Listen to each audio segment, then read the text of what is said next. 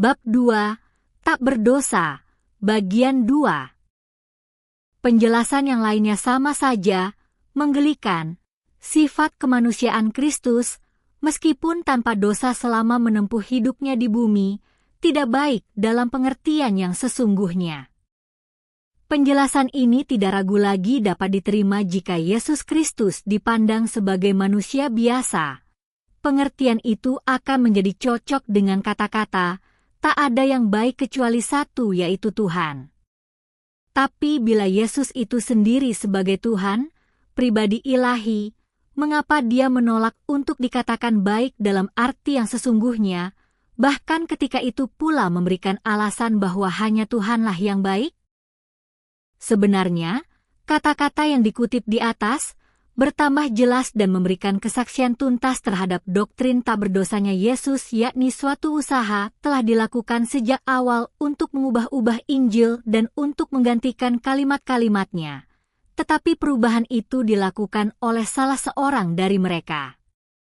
Jadi di dalam Matius, sementara Authorized Version, catatan kaki nomor 1, sama seperti Injil-Injil lainnya, Revised Version, catatan kaki nomor 2, menunjukkan perubahan dan mencantumkan jawaban Yesus seperti ini.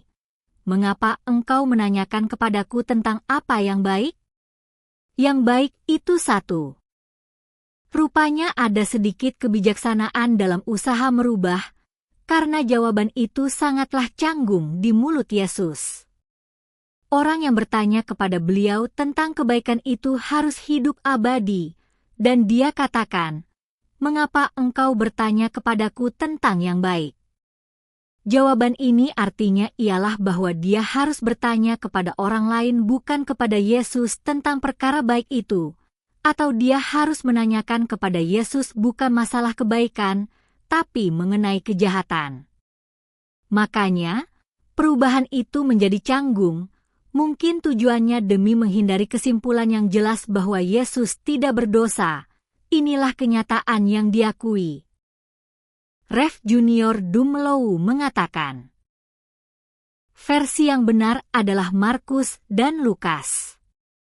Penulis Matius, atau mungkin penyalin awal, karena ada alasan yang harus dipertimbangkan bahwa naskah Matius yang asli sesuai dengan Markus dan Lukas, merubah naskah itu sedikit, demi mencegah pembaca agar tidak menduga Yesus tidak baik. Keinginan untuk menjauhkan kata-kata yang menjadi rintangan di tengah jalan dalam menegakkan ketidakberdosaan Yesus mungkin bisa dipandang oleh seseorang sebagai seorang yang saleh, namun perbuatan merubah tulisan suci tersebut tidak ragu lagi adalah salah satu perbuatan kaum Kristen yang dicela Quran suci. Jika kitab suci tersebut tidak mengizinkan kita untuk menganggap Yesus Kristus benar-benar tak berdosa, kita akan lihat apakah mereka mengizinkan kita untuk menyebut para nabiullah yang lain berdosa. Keterangan dari perjanjian lama berikut ini harus kita pertimbangkan dulu. Nuh sebagai manusia biasa dan sempurna di kalangan generasinya, dan Nuh berjalan bersama Tuhan. Kitab Kejadian, pasal 6, ayat 9. Kepada Ibrahim Tuhan berkata, "Berjalanlah di hadapanku, dan engkau akan sempurna."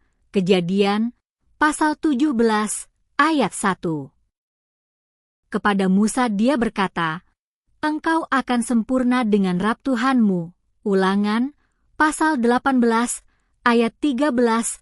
Bisakah ini diduga bahwa semua nabi itu berdosa meskipun mereka itu keadaannya sempurna dan mereka berjalan bersama Tuhan? Yesus sendiri tidak meminta kepada kita untuk jadi sempurna.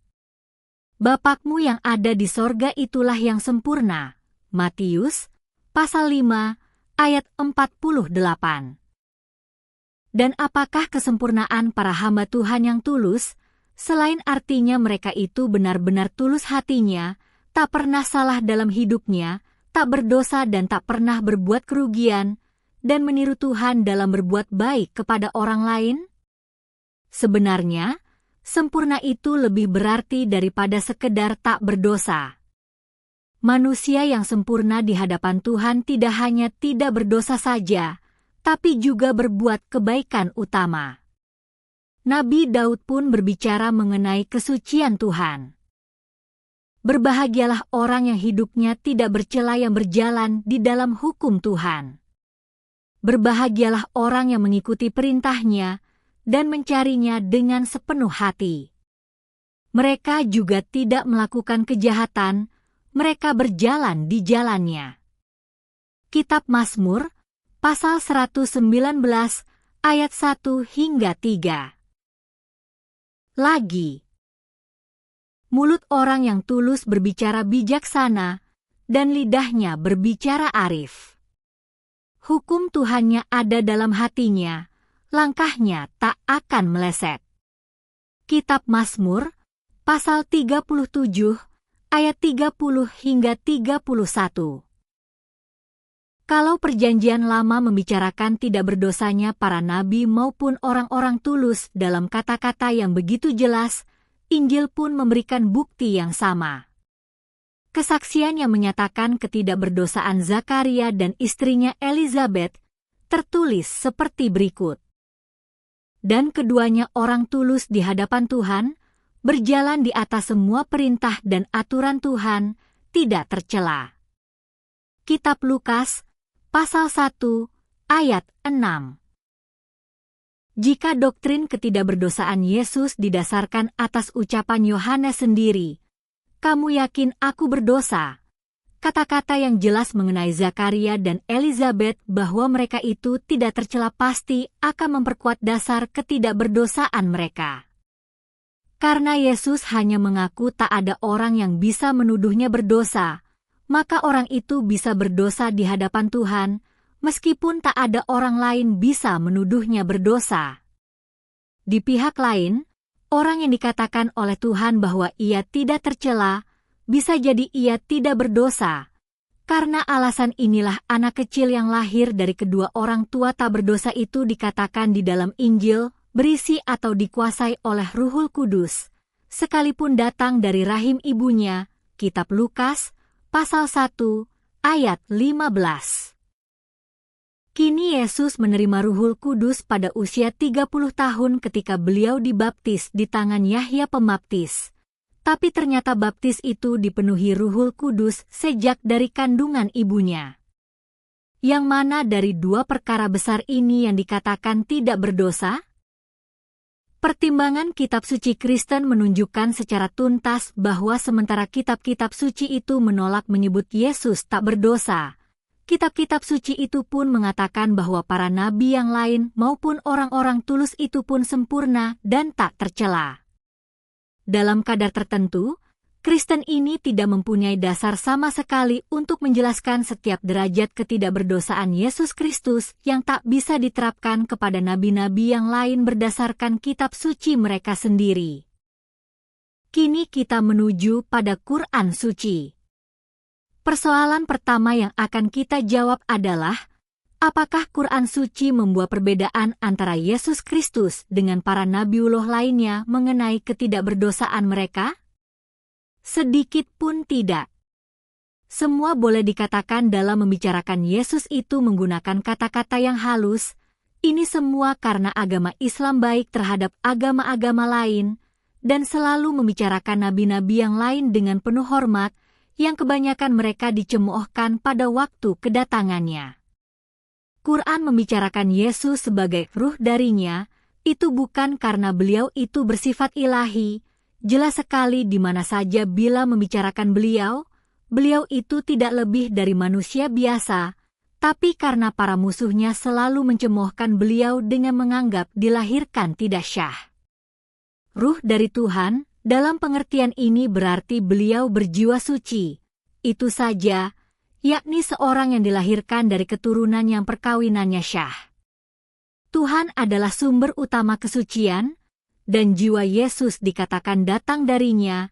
Ini maknanya, sekali lagi, beliau berjiwa suci dan beliau tidak berjiwa setan, bukan seperti dituduhkan oleh kaum Yahudi karena beliau dilahirkan secara tidak syah. Mengenai penggunaan kata kalimatuhu, yakni ucapannya, banyak sekali disalah artikan. Arti dari kata itu sederhana sekali, karena beliau dilahirkan sesuai dengan ramalan, yakni sesuai dengan ramalan yang diwahyukan kepada Maryam. Kutipan di bawah ini menjelaskan.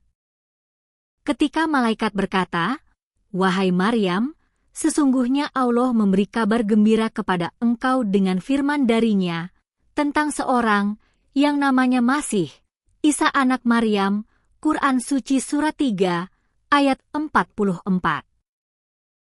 Terlihat bahwa menggunakan kedua kata yang ditunjukkan di atas itu tidak ada arti lain bagi kita kecuali menunjukkan kesimpulan bahwa Yesus itu tidak berdosa dalam arti beliau dilahirkan secara syah. Allah berfirman mengenai Adam, "Setelah aku sempurnakan, lalu aku tiupkan ruhku." Quran Suci Surat 15 ayat 29. Dan ruh yang ditiupkan kepada Adam juga ditiupkan kepada anak-anaknya. Dan ia mengawali terciptanya manusia dari tanah. Dan ia membuat keturunannya dari sari air yang hina. Lalu ia sempurnakan, kemudian ia tiupkan ke dalamnya ruhnya dan membuat untukmu telinga dan mata dan hati. Quran Suci Surat 32, ayat 7 hingga 9. Dalam dua hal doktrin Kristen palsu yang mengajarkan bahwa kejahatan sudah tertanam dalam diri manusia tidak dibenarkan dalam penjelasan mengenai ruh Adam atau jiwa setiap manusia yang datang dari Tuhan. Ruh Adam sudah bersih secara alami dan begitu juga ruh setiap manusia, karena semuanya berproses dari sumber yang suci, yakni dari Tuhan sebagai sumber utama kesucian, dan kejahatan itu tidak dilahirkan di dalam ruh. Dengan kata lain, di sana tidak ada dosa asal. Setiap orang yang dilahirkan ke dunia ini, katakanlah, sejak Adam hingga sekarang, dalam keadaan suci dari dosa.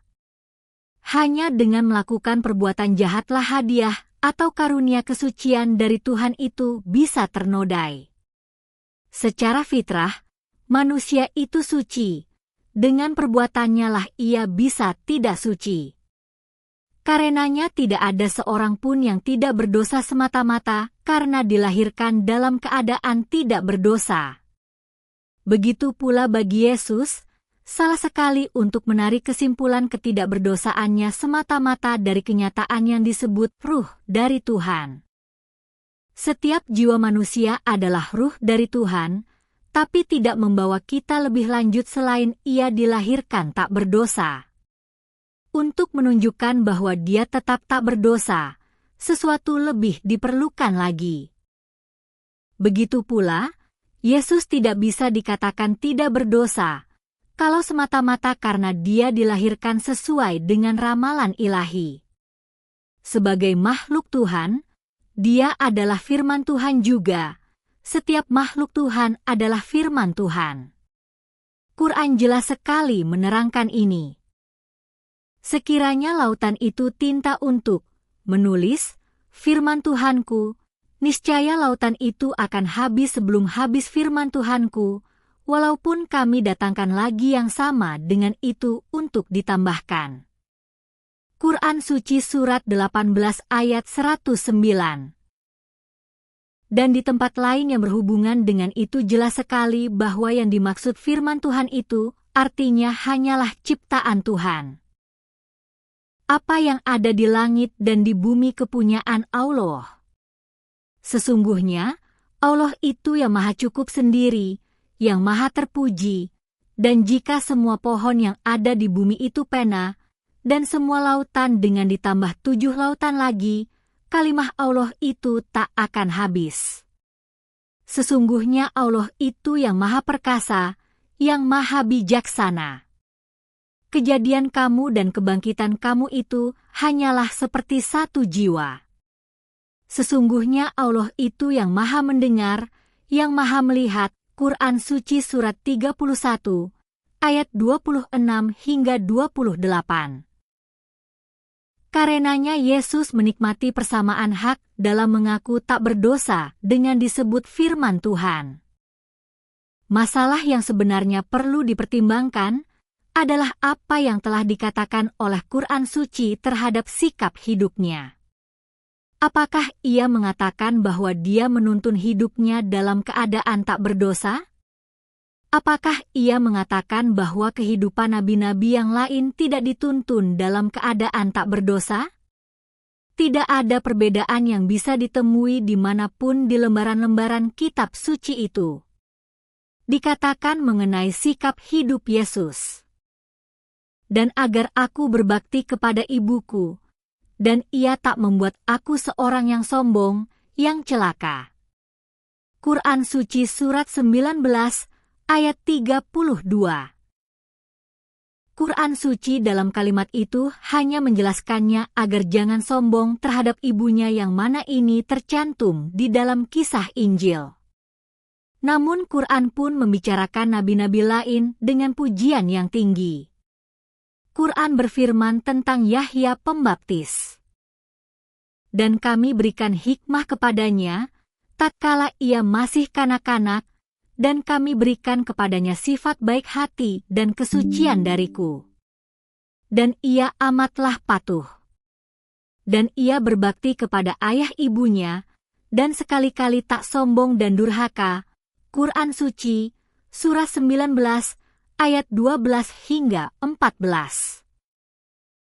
Jelas sekali di sini kita diberitahu bahwa Yahya tidak saja dikaruniai kesucian tapi juga beliau taat sekali, yakni tak pernah melakukan perbuatan dosa, dan jelas sekali beliau dikatakan tak berdosa, suatu kehormatan yang tidak diberikan kepada Yesus Kristus.